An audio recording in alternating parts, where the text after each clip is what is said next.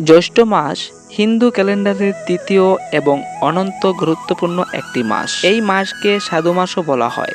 এই সময়ে সূর্যের তেজ সর্বাধিক থাকে এবং প্রকৃতির ভারসাম্য রক্ষার জন্য জল ও শীতলতার গুরুত্ব বেড়ে যায়। তাই এই কারণে এই মাসকে এই সময় সাধু মাস বলা হয়। কিন্তু আমরা অনেকেই এই সাধু মাসে মানে জ্যৈষ্ঠী মাসে আমরা অনেক ধরনের ভুল করে থাকি, আর এই ভুলগুলো শুধু আমাদের অজান্তেই হয়ে যায়, যা আমরা জানিই না কখন আমরা ভুল করে ফেলি, এবং আমরা তাও জানি না কখন কি জিনিস মানুষকে দিতে হয়।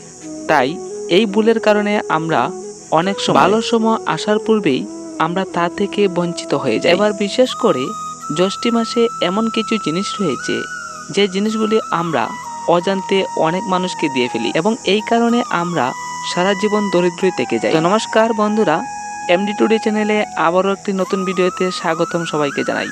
আর জয় শ্রীকৃষ্ণ, রাধে রাধে বলে আজকের ভিডিওটি শুরু করছি। ভক্তগণ, এমন কিছু জিনিস রয়েছে যে জিনিসগুলি আমরা জ্যৈষ্ঠ মাসে অনেক মানুষকে দিয়ে ফেলি, কিন্তু এর মধ্যে এমন তিনটি জিনিস রয়েছে যে তিনটি জিনিস আমরা অজান্তে অনেক মানুষকে দিয়ে ফেলি, আর এর কারণে আমরা অনেক সময় ভালো জিনিস থেকে বঞ্চিত হয়ে যাই। তাহলে চলো এবার জেনে নেই এমন কি তিনটি জিনিস যা জ্যৈষ্ঠ মাসে কাউকে দেওয়া একদমই উচিত। কিন্তু ভক্তগণ, এর পূর্বে একটি ছোট্ট গল্পের মাধ্যমে আপনাদেরকে ভালো করে বুঝিয়ে দিই। আশা করি গল্পটি শুনলে আপনারা নিশ্চয়ই বুঝতে পারবেন। একবার এক গ্রামে এক কৃষক বাস করত, এবং ওই কৃষক অনেক পরিশ্রম করে ফসল ফলাত। ফসল বিক্রি করে অনেক টাকা উপার্জন করলেও তার সংসার কিন্তু মোটেই সুখে যাচ্ছিল না। কেননা সঞ্চয় যদি 1 টাকা করে তাহলে ঘর থেকে আরো 2 টাকা চলে যেত। অনেক সময় ওই কৃষক মহাজনদের কাছ থেকে গিয়ে ঋণও করে নিত। প্রিয় ভক্তগণ, কৃষকের জীবনে এমনটা কেন হতে যাচ্ছিল কৃষক কিন্তু কোনোভাবেই বুঝতে পারছিল না। তারপর একদিন কৃষক একা বসে মনে মনে ভাবতে শুরু করলেন যে কেন আমার পরিবারটা আজও পর্যন্ত উন্নতির পথে যাচ্ছে না। কিন্তু অনেক সময় যাওয়ার পরেও কৃষক এই সমস্যার সমাধান পাচ্ছিলই না। তখন কৃষক মনে মনে ভাবলেন, না, আমাকে এর সমাধান বের করতে হবে। এবং কৃষক এই সমস্যার সমাধান পেতে একজন সাধুর কাছে গিয়ে পৌঁছলেন, এবং ওই কৃষক সাধু বাবাকে মন খুলে সবকিছু বললেন। আর সাধু বাবা তার মনের কথা শুনতে পেয়ে তাকে কিছু উপদেশ দিলেন। তখন সাধু বাবা কৃষককে বললেন যে, কৃষক, তুমি জ্যৈষ্ঠী মাসে কাউকে টাকা ধার দিবে না। টাকাকে কিন্তু অন্য হিসাবে দেখতে গেলে ভাগ্যর প্রতীক বলে মনে করা হয়।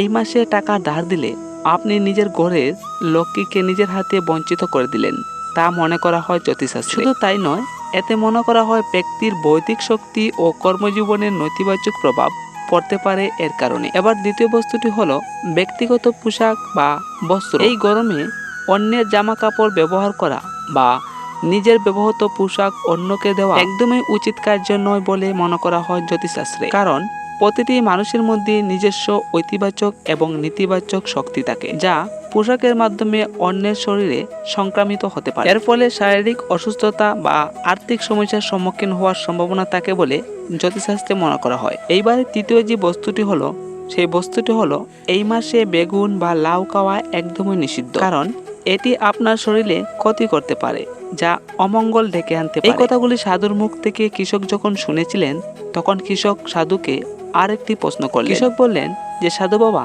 তাহলে আমাকে এই মাসে কি কি করতে হবে, যা করলে আমার পরিবারকে একটি সুন্দর উন্নতির পথে নিয়ে যেতে পারবো? তখন সাধু বাবা বললেন, এর জন্য তোমাকে 3টি কাজ করতে হবে। প্রথমে যে কাজটি করতে হবে, তোমাকে প্রতি সোমবারই সকালবেলা স্নান টান করে একদম রেডি হয়ে নতুন কাপড় পরে মহাদেবের মন্দিরে গিয়ে মহাদেবের শিবলিঙ্গে জল চড়াতে হবে এবং 3টি বেলপাতাও সঙ্গে নিয়ে পূজা করতে হবে। এই পূজা আপনি 3 মাস যদি করতে পারেন, তাহলে মহাদেব নিজে সন্তুষ্ট হয়ে তোমার ধন-দৌলত তোমাকে ফিরিয়ে দিবে। এবারে দ্বিতীয় যে কাজটি বলবো, এই কাজটি কিন্তু তোমাকে অন্তত মাসে একবার হলো করতে হবে। তাই এই কাজটি হলো প্রত্যেক মাসে একবার তোমাকে মন্দিরে গিয়ে দেখতে হবে মন্দিরে আশেপাশে কোনো ভিক্ষুক বসে ভিক্ষা করছে কিনা। যদি তুমি দেখতে পাও কোনো ভিক্ষুক বসে বসে ভিক্ষা করছে, তাহলে তুমি ভিক্ষুককে কিছু চাল দান করে আসো এবং তোমার সামর্থ্য অনুযায়ী তাকে কিছু টাকা পয়সাও দিয়ে আসতে পারো। এবারে তৃতীয় যে কাজটি হলো, তৃতীয় কাজটি কিন্তু তোমাকে অন্তত বছরে একবার অথবা 2 বার করতে হবে। তোমাকে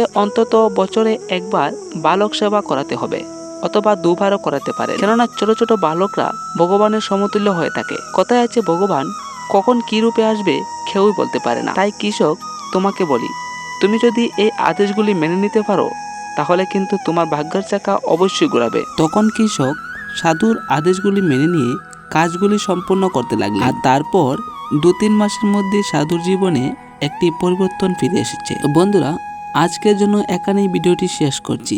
যদি ভিডিওটি ভালো লেগে থাকে তাহলে ভিডিওটিতে একটি লাইক এবং চ্যানেলটিকে সাবস্ক্রাইব করে কমেন্টে হরে কৃষ্ণ লিখে দেন।